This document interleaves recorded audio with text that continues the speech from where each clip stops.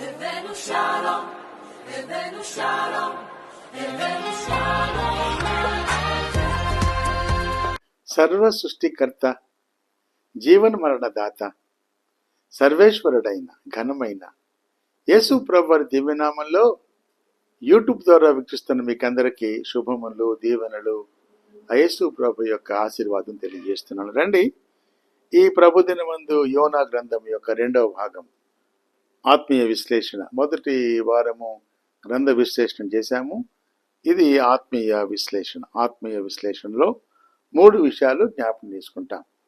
యేసు ప్రభు వారు ఎక్కడ ఉన్నారు, రెండవది యేసు ప్రభు వారి కృప ఎక్కడున్నది, ఆ తర్వాత మూడవది 3000 సంవత్సరాల క్రితం జరిగిన సంఘటనలు ఈరోజు ఎలా మనం అన్వయించుకోవాలి. ఈ 3 విషయాలు క్లుప్తంగా చెప్పడానికి ప్రయత్నిస్తాను.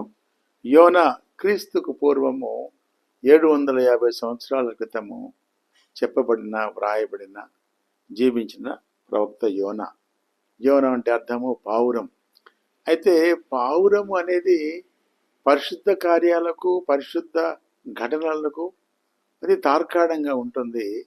యోనా అయితే పావురం లాగా కాకుండా దేవుని ప్రణాళికను, పరిశుద్ధమైన కార్యాన్ని నిర్లక్ష్య పెట్టిన ప్రవక్తగా కనపడుతున్నాడు. సరే, యేసు ప్రభు వారు ఎక్కడున్నారనే దానికి మత్తయి సువార్త ఒక అధ్యాయం చూద్దాము.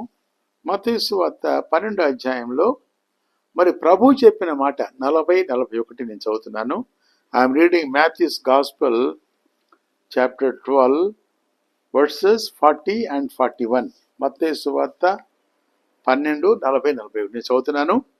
యోనా 3 రాత్రింబగళ్ళు తిమింగలము కడుపులో ఎలా ఉండెనో అలాగూ మనుష్య కుమారుడు 3 రాత్రింబగళ్ళు భూగర్భంలో ఉండును. చూసారండి, అంటే యేసు ప్రభు వారి యొక్క సమాధి తర్వాత 3 రాత్రులు ఆయన సిలువలో ఉన్నాడు. సిలువలో ఉండి సిలువను జయించి ప్రాణంతో బయటకు వచ్చాడు. పునరుద్ధానుడు ప్రభువారు. ఆ మాటను ప్రభువారే స్వయంగా తర్వాత అంటున్నాడు. 40 అంటాడు, నినెవే వారు యోనా ప్రకటన విని మారు మనసు పొందిరి గనుక. ఈ మాట జాగ్రత్త వినండి. నినెవే వారు యోనా ప్రకటన విని మారు మనసు పొందిరి గనుక విమర్శ సమయమున నినెవే వారు ఈ తరము వారితో నిలువబడి వారి మీద నేరస్థాపన చేతురు. So these people will be judging us one day. దేవుని వ్యతిరేకులు అష్షూరు దేశంలో యెహోవా దేవుని తెలియని నినివే వారు రక్షించబడిన తరువాత వారంట రక్షించబడటమే కాకుండా రక్షణ లేని వారికి, అలాంటి జనాంగాలకు తీర్పు తీర్చేవారిగా ఉంటాడని ప్రభు వారే స్వయంగా చెప్పారు. ఈరోజు పాట వింటున్న నీవు నేను ఏ గుంపులో ఉన్నాం? నినివే వారి గుంపులో, మొదటి గుంపులో ఉన్నామా, రెండో గుంపులో ఉన్నామా? మొదటిసారి అవకాశం వచ్చినా కూడా యోనాకు ఇచ్చిన అవకాశాన్ని దుర్వినియోగపరుచుకున్నాడు. దేవుడు ఎల్లప్పుడూ కూడా, ఇంగ్లీష్లో అంటాం, God is a God of second chance. రెండవ అవకాశాన్ని ఇచ్చే దేవుడు ప్రభువైన యేసుక్రీస్తు వారు.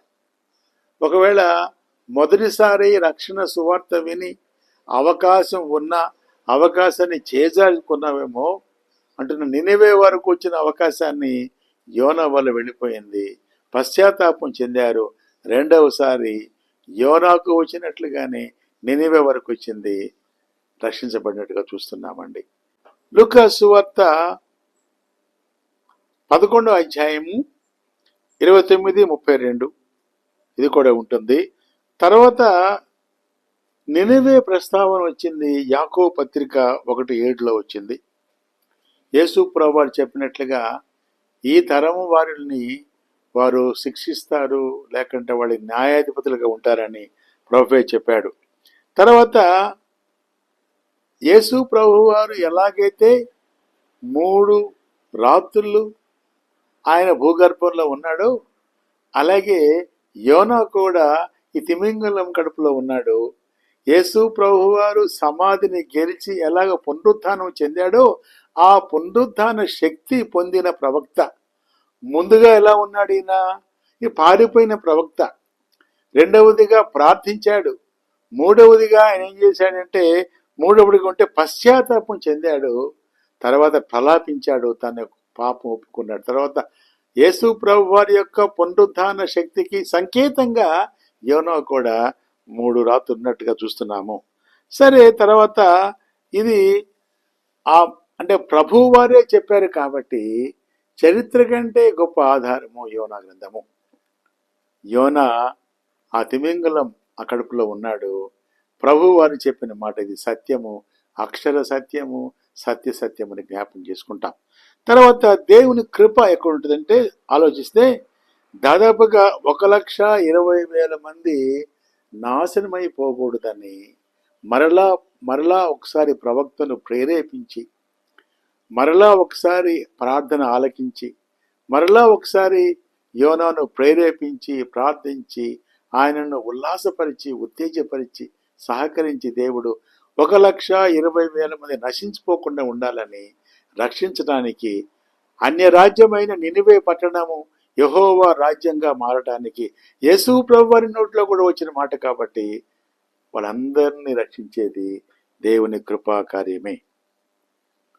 మూడవది 3,000 సంవత్సరాల క్రితం జరిగిన సంఘటన ఇప్పుడు ఎలా అనుభవించుకోవాలి చెప్పినట్టుగా ముందు God is a God of second chance.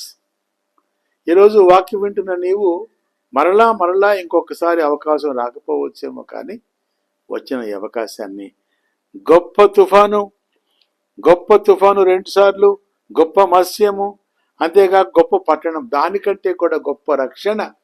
యేసుక్రీస్తుని నమ్ముకుంటే రక్షణ, యేసుక్రీస్తుని నమ్ముకుంటే పాప క్షమాపణ. కాబట్టి ఈ గొప్ప రక్షణను నిర్లక్ష్య పెట్టవద్దు అని నేను చెప్తున్నా.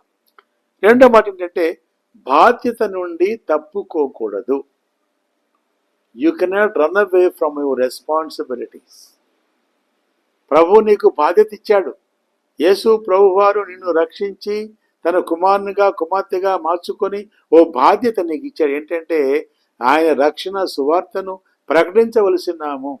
ఎందుకంటే అంటాడు, చీకట్లో నుండి ఆశ్చర్యకరమైన తన వెలుగులోనికి పిలిచిన వాని గుణాతిశయములను ప్రచురపరచాలి. కాబట్టి ఈ బాధ్యత నుండి నువ్వు తప్పుకోకూడదు.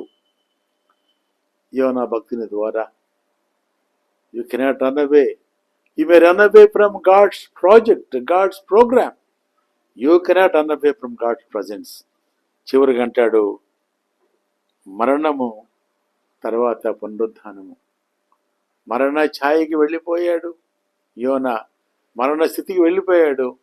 తర్వాత 3 రాత్రుల తర్వాత ప్రార్థన, తిమింగలం గడపలోంచి ప్రార్థించాడు, ప్రార్థన ఆలకించాడు, పునరుద్ధాన శక్తి పొందుకున్నాడు అనే మాటను మనం జ్ఞాపకం చేసుకుంటాం.